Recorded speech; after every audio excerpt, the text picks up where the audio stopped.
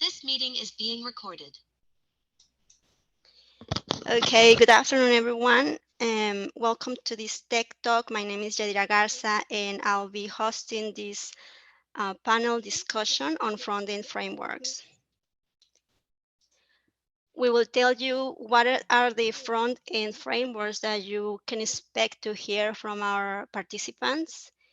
We will introduce you to the participants, and we will move on with the actual discussion on these frameworks. At the end, we will have a Q&A section. Okay, so these are the front-end frameworks that our participants will talk about. We have Angular, React, Vue, Blazor, jQuery, Razor, Ember, and more. Who are our participants? Well, we have Johnny. Johnny has worked mostly with Microsoft technologies and Azure. He's been working with Simpat for over 2 years now. We have Kyle Rainey, who works mostly with React and TypeScript and Sass, as well as .NET. Kyle has been working for Simpat for over 2.5 years, and he actually architected the React infrastructure and patterns for one of our customers. We have Marco Dominguez. Marco. Yadira. Sorry Yes. that I interrupt, but you're not sharing your screen, just so you know. Should you be sharing? Yes. Thanks for letting me know. Now I think you can see everything, right? Yeah, we can see it. Okay, perfect. Thank you, Marco. Marco has experience working with .NET technologies and PHP, Java, and some other front-end frameworks. He's worked for Simpat since February 2019. That is around more than 3 years. We have Rafael Ceballos, who has experience with business intelligence and software development, of course, Microsoft technologies and .NET. Rafael has worked for Simpat for a year now as a lead consultant. And we have also Rafael Pereira. Rafael is considered himself as a generalist, but specialized in .NET. He also has worked with Delphi, JavaScript, PHP, and has deep knowledge on Angular and front-end topics. Rafael first joined the company in 2017, being the 4th employee in the company. So welcome, everyone. Now we will start our discussion, and for this we have 2 sets of discussions. On the first discussion, we have our panelists will tell you what front-end frameworks they recommend, why, what are the important technical features, and what are the drawbacks. And we can start with Johnny. So Johnny, thank you, welcome. Hi, good afternoon. So for what I would recommend in the current day would be React, depending, of course, on your needs. So I mean, React, from what I've seen and used, it offers some good maintainability with the components, because you can reuse a lot of the components within it in an organized fashion. You can kind of keep things from being copy pasted. The drawbacks from what I've seen, again, are sometimes a learning curve. If anyone isn't familiar with React, can be quite different from some other things, such as jQuery and Razor, like Ember, that I've also used. I wouldn't necessarily recommend Ember. I find it a little disjointed, a little more confusing to follow than React. And then again, just an older technology that I've used is jQuery and Razor together, and that works to get the job done, but oftentimes in that I see a lot more copy pasted JavaScript, just large blocks of JavaScript being, again, copy paste, not reused in a proper way. So that can be kind of a pitfall to that. And again, React seems to lend itself to prevent that. Yeah, so that's my recommendation in today's age would be React for the most part. That's all I have. Thank you. Thank you, Johnny. Thank Okay, you. thanks. Let's move on with Kyle. Yeah, so I haven't really played around with too many other front end frameworks outside of React. So really, I'm just going to be speaking to my experience. So yeah, again, I'm also going to be recommending React. One, because it's fun to use. It's fun to develop with, to be honest. It's a great developer experience. And like Johnny said, you can abstract a lot of logic out to shared components, and that reduces a lot of the code reuse you may see in other frameworks. It has enormous community support. I think over 40% of developers are using React as their front-end framework right now, which is, it's overtaken jQuery, which used to be the most used JavaScript framework. There are an insane number of compatible libraries that go along with React that allow you to accomplish a bunch of different things. So you're not reinventing the wheel a lot of the time. You can use a lot of these pre-built tools, and the community is super supportive. And there's a lot of learning resources and things out there. It's very flexible, like I said. So with all of the libraries that you can mix and match any number of those packages to do whatever you need to do, depending on the project's use cases. Yeah, so that's why I would recommend it. The important technical features, so it uses a hybrid JavaScript and HTML syntax.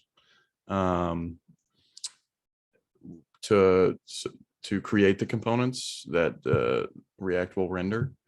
And it utilizes state variables to decide when to re-render the UI. And you're able to pass in different properties to your components, so you can customize components based on properties.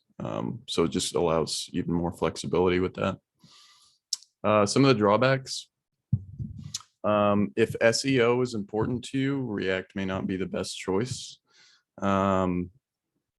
There are options with React. So there are frameworks like Next.js and things like that that allow server-side rendering and static site generation, which can help with SEO.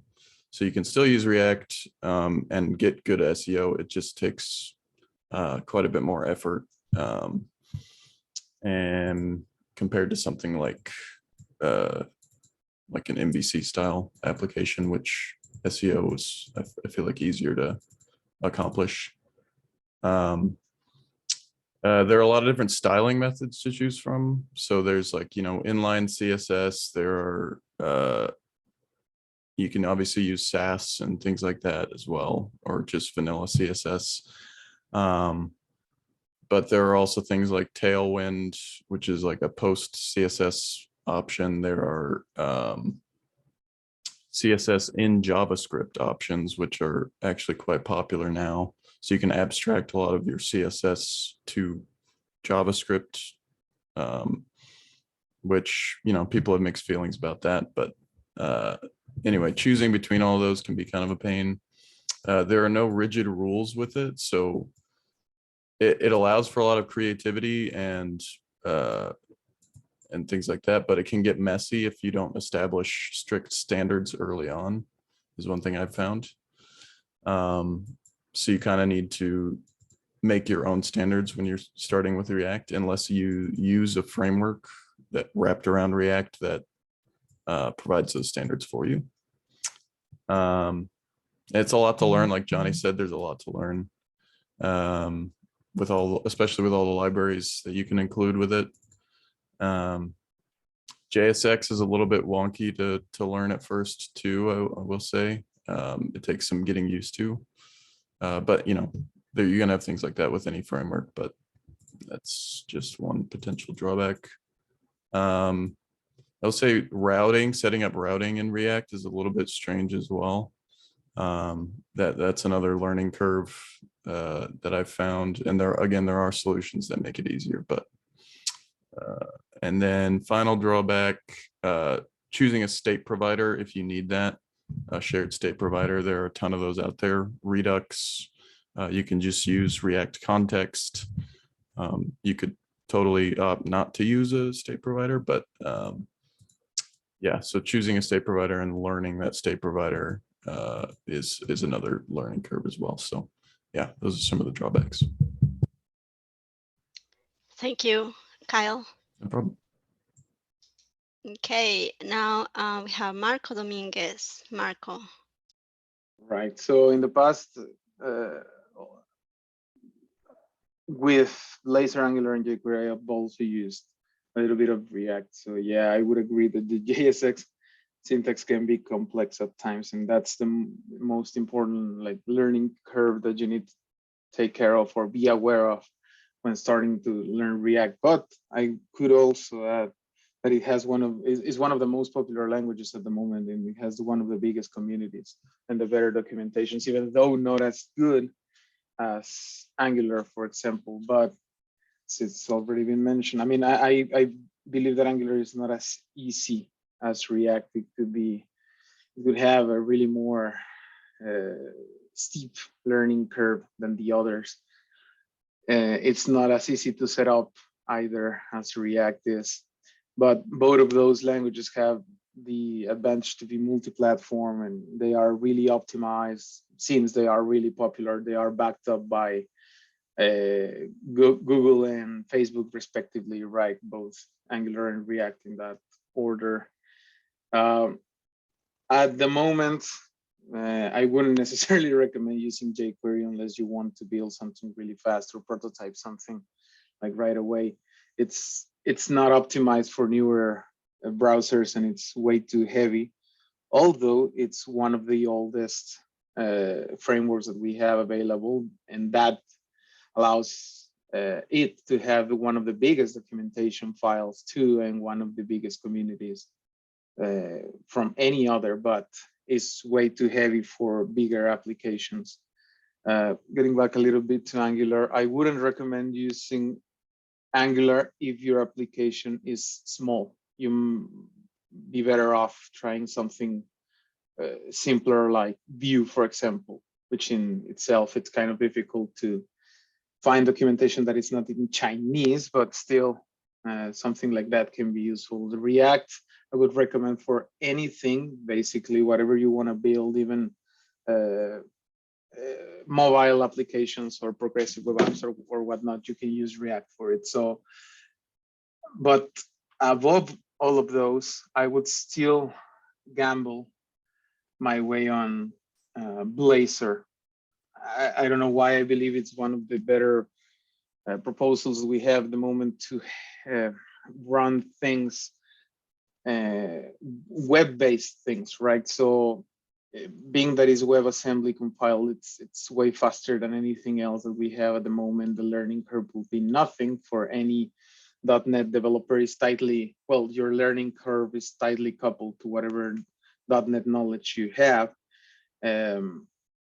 It's what we hope the future will be, right? The only drawbacks, or the bigger drawbacks that Blazor has, is that, well, the documentation is not that robust and it's not that mature. And I'm pretty sure that things that happen with Microsoft commonly is that the version will keep changing like every 2 years or such, and you will need to constantly be updating yourself on what Blazor is doing right now, right? And the community, of course, is way smaller, so asking for directions whenever you get lost would be extremely difficult.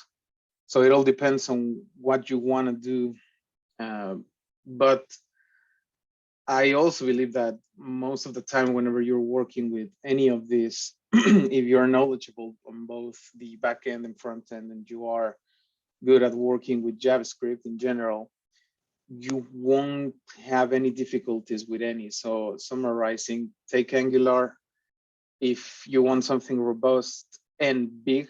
if you're working on a big project, take React. If you're working on anything else that is not whatever you want to do with Angular, take jQuery. If you want to practice or learn how to build your own plugins or work with the DOM on any application, and take Blazor if you want to learn what the future could be if everything goes according to Microsoft's plan, right? And if the gamble is correct, that would be my point of view. Yeah. Thank you, Marco, for your recommendations. Okay, then we have Rafael Ceballos. About my recommendations, I'm gonna have a slightly different opinion than my colleague Mark about the scenarios where I'm gonna recommend Angular. For example, I will not recommend Angular for small projects, since Angular is usually a complex framework and it is going to sometimes add unnecessary complexity to small projects. For a scenario like that, there are too many other alternatives, such some web statics or jQuery, or some other libraries like Vue in some cases. But finally, it will be necessary to analyze each case in a better way to make a decision. So I'm going to talk a bit more about Angular and Vue. So in my opinion and in my experience, the recommendation is going to depend more in technical requirements for the project, or the client expectations and the experience of the development team. So trying to analyze each of these stuffs, I think I would recommend Angular in projects where it is known in advance that they're going to be large projects, where there is the possibility of collaboration, for example, with more than one development team, where a robust architecture and a flexible architecture is going to be necessary, where we are going to have the possibility of a large number of APIs or microservices that are going to be used for the front end. And I think that's good scenario to recommend using Angular. And the reason is because it is really a flexible and robust framework that, in my experience, works pretty well on large projects. And there are some features like, for example, that we have schematics feature that is something that we can use for auto-generate code. And if we use something like that in a correct way, we can save a lot of time for the development process. So I think Angular is a very easy framework to use for some cases, and there are a lot of libraries that we can include into our solution just with like npm packages, and we can integrate style preprocessors like SAS and LESS and in a very easy way. And there are another different scenarios with, for example, projects a little bit more, how to say that? Yeah, projects in a medium size, where maybe I'm gonna recommend to use Vue, for example. For example, when you wanna just integrate in a static web application a new component, just including a little script, then Vue, it could be a good alternative for that purpose. Some of the drawbacks for Angular and Vue, in my opinion, are for example, Angular has usually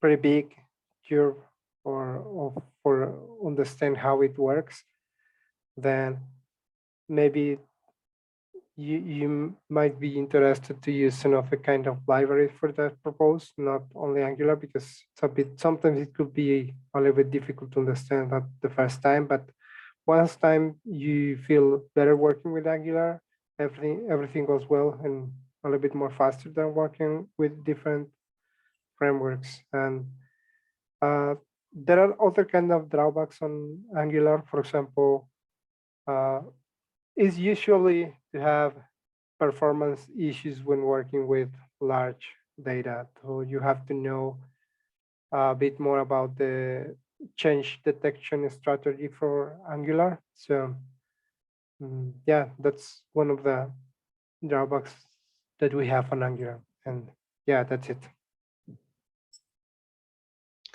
Thank you very much, Rafael. Okay, so another Rafael Pereira. Hi everyone. I'm talking a little bit about more Angular than React. React for me, I have a short contact with React, but I see some differences that I recommend for different scenarios. Thinking objective in the market, React has all the market in JavaScript today. So if you are starting to learn any framework in JavaScript and want to join the market, I think React is the best option without thinking a lot about this. We have a lot of opportunities in React in the market, but I really like Angular in the enterprise using. I think Angular has a great relationship with TypeScript. Both works great together. The learning curve, it's a little bit more high for Angular. Thinking in the advanced usage, like lazy loading models and other things about changing detect, but for enterprise scenario, I really like Angular. It's robust. We can configure different things for the performance. But thinking in the web scenario for, I don't know, the public in general, maybe React can be a good choice, because Angular is not so good for CEO with the CEO options. React, it's very good in this part. I think for if the people have more knowledge in JavaScript and know in TypeScript, React have a better relationship with JavaScript. I have issues with the JSS, but I think this relationship works better than Angular and JavaScript. So depends of the scenario. I recommend one or another, but I think it's two great options. I like in Angular the two-way data binding. It's a risk, but I really like how it works. The routing part in Angular, it's great, very easy to configure and start to using.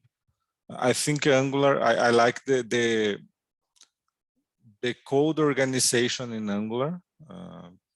It's more for people with code organization obsession. But yeah, in this part, I really like Angular. React, Virtual DOM, it's great. But yeah, I have problems to adapt with the JSX. I like the component architecture in React. Maybe if I get more time, I can get more good feelings with the framework. It's very powerful. And the drawbacks about the both Angular, for me, the bigger drawback, it's about the CEO. It's very limited yet. And for React, for me, was the documentation, because the documentation not follow the framework updates, and sometimes to get to search the references, the documentation, it's have a leak for me in this part. But I mean, both have better scenarios to use. Angular for me, it's enterprise and TypeScript, and React, it's more web components and JavaScript. For me, this is the start discussion to choose one of another framework in this case. That's it. Awesome. Thank you. Thank you, Rafael. And thank you everyone for sharing your recommendations to everyone here on this call. Now we're moving to our next discussion, which is about how we can learn on these frameworks. What are the ways you recommend and how to minimize the learning curve? And for that, we can start with Johnny. So as far as learning React in particular, I personally just jumped into it. I believe learning any new technology, the best way you can do it is start or work on a project, and you start your own project or you work on an existing one.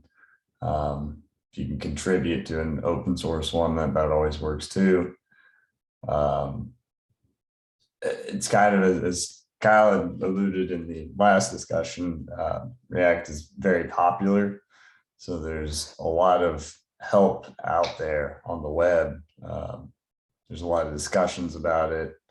There's plenty of tools and utilities for it. And so to try and familiarize yourself with those, I mean, you can go read all the documentation and everything, but at the end of the day, for me, it's always been best if you actually dive in and use whatever technology you're trying to use or learn on, project. So in this case, React, again, the best way to learn it from my perspective is to actually use it on a real project. As far as minimizing the learning curve, I mean, having familiarity with general concepts like HTML, CSS, and JavaScript, I believe, again, if you have those concepts down already, that would assist you greatly in minimizing this learning curve. Considering at the end of the day, React, Angular, all of these things, jQuery, that they're all based on JavaScript, right? They're just frameworks on top. And so given that, again, knowing the underlying components or fundamentals of it can help you learn or pick these things up a little faster, understand what's actually going on under the hood. As far as Ember goes, it's less commonly used, so to learn it is a little tricky. Again, there's a little bit of documentation out there, but it's just not commonly used, so it's a little harder to learn. Again, from my experience, I had to work with it on one project, and learning it was just a matter of working with it. It's very disjointed though, from, again, what I've seen, so it's a little tough. Same thing with minimizing the learning curve there though. Again, knowing some JavaScript and HTML, CSS, you can overcome that. And then as far as jQuery Razor, again, it's well documented through all sorts of sources. It's been around for a while, so there's plenty of options there. And again, just doing it in a project to help you learn it. Thank you. Okay, thank you. And I would like to elaborate further. So you said that it's best to look for information and dive in when you're working in a project. But today we have this digital era where you can find information and material all over the place. So we have YouTube, we have forums, we have documentation. What has worked best for you? Do you go directly to the technical documentation, or any forum you can recommend? Do you recommend going on YouTube, or just focus on the technical documentation? As far as particular sites, I don't have any immediately handy. Again, the way I have always approached it is given a task, you can go search around on it. I mean, YouTube's a great source. I mean, I've used Udemy courses in the past. Those work pretty well. There's plenty of Udemy courses on a lot of these front-end frameworks. They're not too expensive, often on sale. Pluralsight is another good source. Again, costs money, but it's not too much. And then, like you alluded to, technical documentation is always fantastic. I've never been one to believe in, again, just reading that or trying to memorize that, considering these technologies change so fast and so often. I don't find that as useful. I find it useful when I need to go do something to start digging into how to do it. And oftentimes it's going to lead you back to the documentation for whatever framework it is. And oftentimes when you're searching for that, you'll often bump into other forums, other people discussing similar things. Because at the end of the day, we're often not the first ones to do anything, right? As the old expression goes, there's nothing new under the sun. So I think YouTube's a great source, but as well as technical documentation, just depends on what you're trying to accomplish. Thank you, Johnny. Okay, let's move with Kyle. All right, so best way to learn, like Johnny said, I think obviously jumping in and using it and building something will definitely like increase the speed of your learning.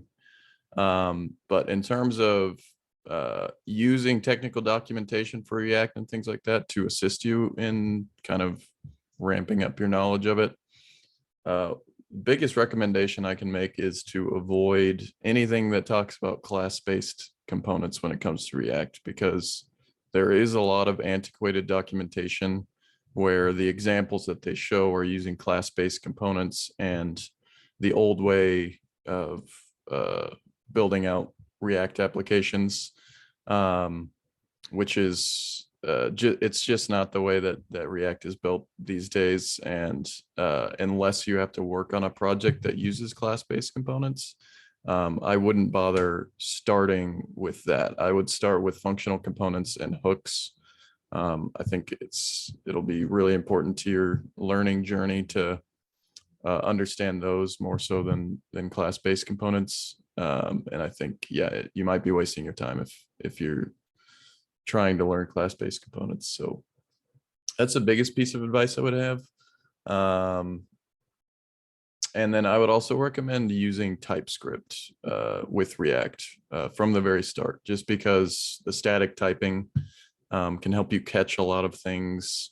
You can apply types to your props that you're passing into your components, which is extremely helpful because you get the autocomplete functionality in VS Code and things like that. It just makes your life a lot easier and avoids a lot of issues you might run into. So those are my two biggest recommendations in terms of resources I would use. I do think YouTube has a lot of great resources. There are a lot of solid developers that are good at teaching like more modern React concepts. And then, like Johnny said, Udemy is another one for if you want like more of an interactive course, so you can build something out as you're learning. Yeah, that's about it. Thank you, Kyle. Okay, Marco. Yeah, I agree a lot with what has already been said, but yeah, so I would try to summarize. Maybe first of all, I would leverage my tools and my IDs. That will for sure take a lot of time of your hands, or crush a little bit the learning curve, just because there are a lot of resources that most of the IDEs that we use, or the tools that we use to build applications, already contain like boilerplating for all of these different languages and frameworks. So I would use some of those, at least to see the base project and try to learn the basics on how to build them. The other thing I would do would be to familiarize myself with whatever concepts are external to anything that I don't know. What do I mean by this? Well, you already know how to develop, and you already know how to develop well and a lot in several languages. What you're not gonna learn the new language, you're just gonna do you're just gonna learn a new way on how to apply that language to whatever framework you want to use. So familiarize yourself with the things that are specific to that framework. Just the things that you currently don't know. Like there's always a way of doing things in any framework. You already know that you will be able to manipulate a text box. It doesn't matter which framework you use, you know that there will be a way to manipulate a text box. Just figure out the way on how to do that, not reinvent how you will, what language you need to know in order to program that, just how the framework requires you to do it. Like the state, for example, the state is a great example on how to do that. And finally, as Johnny mentioned, try to find a project that is already completed, like something that is open source that you can find on GitHub or whatnot. See how it's built, see how it works, and try to familiarize your way around that. Just make sure that you understand how it will work. It's just like the pressure you have on a regular job, right? Whenever you enter a new project and you don't know the tools that you will be using, the pressure makes you learn it faster. So here is more or less the same. It's just not pressure, it would be passion, the thing that will drive your learning curve to a lower steep, right? That's it. Awesome. Thank you, Marco. Okay, Rafael Yeah, Ceballos.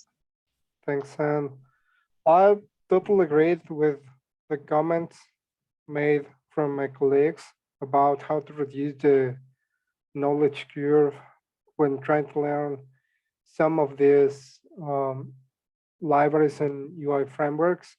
And I just want to add to the recommendation of start reading a bit the helm documentation on the official pages of each of these frameworks like Angular and Vue. In each of these web pages, you can see some small but very illustrative startup guides that easily helps you to understand how Angular and Vue works and understand how it works in a general way. So once you know how it works and how can you use it, you maybe can think in some simple applications that you have done before and try to develop something similar again, but with these new frameworks. And you can feel maybe a bit more comfortable working on Angular or in Vue when trying to create again the same simple application. So that's my recommendation. Try to read a bit on the official documentation and try by yourself creating some simple applications. And that's it. Thank you very much. Okay. But first, oh yeah. Rafael Pereira. Yes, I think the official documentation, it's the start and the continuous reference always, but I don't know, it's maybe impossible read from start to end without develop anything. So I totally agree with my colleagues that starts to build anything, it's the best way to learn. If you have no idea about an application to build, can put in YouTube, Netflix clone React, Netflix clone Angular, Netflix clone Vue, or another application, just an example. A famous application clone and the framework probably will open a lot of the videos with this using, and it's a good way to check how works the framework, and the using the official documentation to avoid recreate things, and avoid errors that the framework instruct you to not go in this way. So I think it's the two recommendations that I have for start to learn, to minimize the learning curve. Focus on one framework, not try to learn multiple frameworks in the same time, because can confuse the different references, different syntaxes and code. So maybe focus in one technology. It's the best way to learn this. That's it. Thank you, Rafael. And Andy, based on what you said, it sounds like learning a new idiom language, right? If I'm learning, let's Yeah, say French, and I'm trying to learn French, Italian, and Greek at the same exactly. time, I Exactly. won't go And anywhere. works for any technology, not just for JavaScript frameworks. It's better you focus, because if you try to learn C# and Java in the same time, you confuse the syntax. It's near, and you can confuse different concepts. So I think the focus to learn anything, it's the best way. After you have a good base, you can mix classes, but to start, I think the focus is essential. Thank you very much, Rafael. Very good Thank you. advice. Okay, now we have moved to our Q&A section. We have on the call people that may want to ask anything, something to the participants. So this is the time to ask. It's now or never. Does anyone have any questions, or even between the participants, if you want to ask questions to the other participants, you're welcome. Who is first?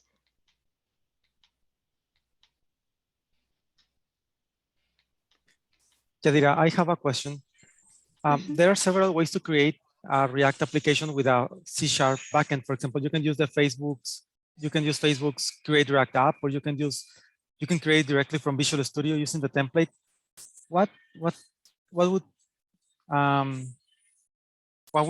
the panelists suggest for that? I'll jump in here. I would more often than not recommend just using Create React App, because it abstracts a lot of the weird bundling configuration stuff that you normally have to worry about when you start from scratch. And ideally, you don't have to like eject those files. There's a way where you can eject all of those files so that they actually show up in your file system. But Create React App, kind of the whole point is that it hides all of that away, and you don't necessarily have to mess with it. If it requires more complex configuration, there are tools that allow you to basically inject things into your Webpack config, even if you do use Create React App, without ejecting those files. So that would be my recommendation. There are some other options as well, like more recently Next.js, which is similar to Create React App, except it has that kind of out of the box support for server side rendering and static site generation. That would be an option if, again, like something like SEO is very important. I would lean towards using Next.js instead of Create React App. And some people even recommend using it without the server side rendering stuff that it offers instead of Create React App because it simplifies some things. So that's just another option to throw in there. Okay, thanks. Yep. Thank you. Does anyone have any other questions?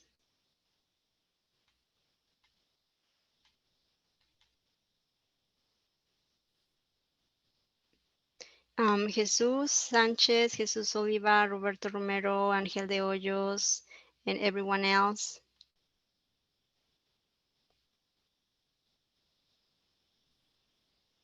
Nope. Okay.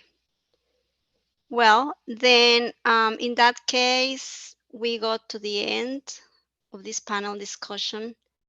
Thank you very much for your participation, and the video will be shared with you in a link. I think Itshell will share that with you. Thank you very much. Thank you.